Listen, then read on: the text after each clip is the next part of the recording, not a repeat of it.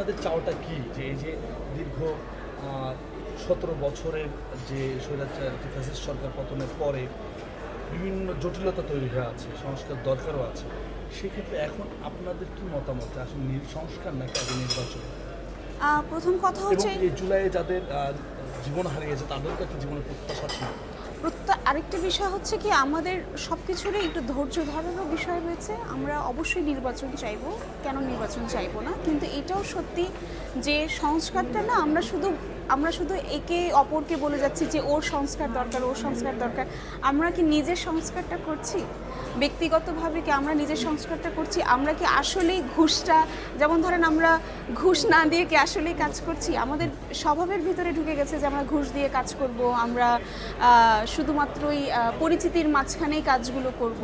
কিন্তু এই সংস্কারগুলো না ব্যক্তি পর্যায়েও খুব জরুরি। আমরা তখনই অনেক জোরালোভাবে কাজ করতে পারবো যখন আমরা ব্যক্তি নিজের ভুলগুলো, নিজে কি করেছি সেগুলোর জায়গায় সংস্কারগুলো করব। আমি আমারটা করার চেষ্টা করছি। আমার মনে হয় সবাই যদি আমরা একজন শিল্পী হিসেবে, আমার কাছে মনে হয় যেমন আমি চাই থিয়েটারটা প্রফেশনালি হোক, আমি চাই যে বাংলাদেশের গ্রেডিং সিস্টেমটা অনেক দ্রুত শুরু হোক, আমি চাই যে নীতিমালা যেগুলো হচ্ছে সেগুলো যাতে যত তাড়াতাড়ি পার্লামেন্ট হবে তত তাড়াতাড়ি আমরা সেই বিধিমালাগুলো অনুযায়ী আমরা যাতে সার্টিফিকেশনে সেই সিনেমাগুলো দেখতে পারি। আমরা চাই হল আরও বেশি হোক, আমরা চাই আরও অনেক সিনেমা হোক, আমরা চাই আমাদের ইন্ডাস্ট্রিটা ঘুরে দাঁড়াক, আমরা চাই যে থিয়েটারটা যাতে সুস্থভাবে হয়, সুষ্ঠুভাবে হয় এবং প্রত্যেকটি মানুষ তার নিজের বাকস্বাধীনতা পায়। তো আলটিমেটলি এই কাজগুলো কিন্তু করতে করতে আমাদের এগোতে হবে এবং অবশ্যই আমরা চাইবো যে একটা সুষ্ঠু নির্বাচন হবে। আমরা অবশ্যই চাইবো সংস্কারের সাথে সাথে একটা নির্বাচন হবে। এই স্যাটিসফাইয়ের জায়গা এই বিষয়গুলো নিয়ে যেতেই চাই না। আমি মনে করি যে আমাদের অনেক খুবই স্বাভাবিকভাবে, আমাদের খুবই সূক্ষ্মভাবে একটু ভাবা উচিত যে আমরা কিন্তু শুধুমাত্র নিজেদের কথাই ভাবছি। হ্যাঁ, আমরা কিন্তু সামগ্রিকটা ভাবছি না এবং এই সামগ্রিকটা ভাবাটা সবচেয়ে বেশি জরুরি বলে আমি মনে করি। এই সামগ্রিক বিষয়টা কি, যে আমরা যেমন ধরেন আমার কাছে তো মনে হচ্ছে যে আমাদের আমরা দলীয়ভাবে ভাবছি, আমরা বাংলাদেশের কথা ভাবছি না। আমার দল কি করছে, অমুকে খারাপ, এইটা খারাপ, ওইটা খারাপ। কিন্তু আমাদের তো নিজস্ব একটা জায়গায় সবার আগে জানতে হবে যে এই যে জুলাই আন্দোলনে এতগুলো নিরীহ মানুষ মারা গেল, তাদের সুষ্ঠুভাবে তাদের জন্য আমাদের একটা বিচার প্রক্রিয়া করা উচিত। তাদের স্বাস্থ্যের যে ক্ষতি হয়েছে, হ্যাঁ, তাদের যে প্রত্যাশা সেটা দেখা উচিত। তারা যাতে তাদের ট্রমা কাটিয়ে তাদের স্বাভাবিক জীবনে ফিরে যেতে পারে সেইটার দিকে নজর দেওয়া উচিত। আমাদের শিক্ষা ব্যবস্থার কী অবস্থা সেটার দিকে যাওয়া উচিত।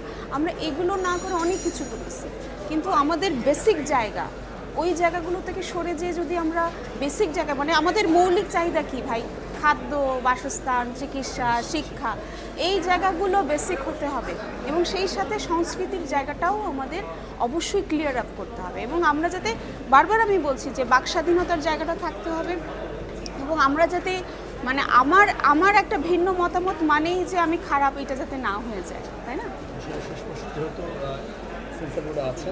চলচ্চিত্র নিয়ে সার্টিফিকেশন বোর্ডে আছি। হ্যাঁ, জি। চলচ্চিত্র নিয়ে আমি তো চলচ্চিত্র প্রেমী ভাই। আমি তো ধরেন আমাকে যতই চেষ্টা করা হোক না কেন, আমি কোনো মতেই কখনোই ময়দান ছাড়ি নাই। আপনি নিজেও আমাকে দেখছেন যে আমি যত ধরনের কিছুর ভিতর দিয়ে গেছি। আমি কিন্তু সিনেমা করা ছাড়িনি, অথবা সিনেমা দেখা ছাড়িনি, থিয়েটার করা ছাড়িনি, আমি সংস্কৃতির পথ ছাড়িনি। সো সার্টিফিকেশন বোর্ডে এসে আমার আরেকটা জিনিস হয়েছে, সেটা হচ্ছে আমি অনেক কিছু শিখতে পারছি। কারণ এখানে যারা রয়েছেন আমার আশেপাশে, আমি যাদের সাথে কাজ করছি, তারা চলচ্চিত্র নিয়ে একেবারে ভীষণভাবে প্যাশনেট। তারা আমাদের যে আইনটি রয়েছে তারা সেটাকে মেধাহীনভাবে তৈরি করতে চায়, যাতে ভবিষ্যতের তরুণ প্রজন্মের যে নির্মাতারা আছে তারা যাতে খুবই একেবারে সুষ্ঠুভাবে এবং দেশের চলচ্চিত্র, যেমন ধরেন আমাদের আলী আজকে কোথায় নিয়ে গেছে না, আমাদের একটা গর্বের বিষয়। তো আমাদের আসলে তরুণ প্রজন্মের দিকে আসলে চোখ ফেরানোটাও সময় এসছে।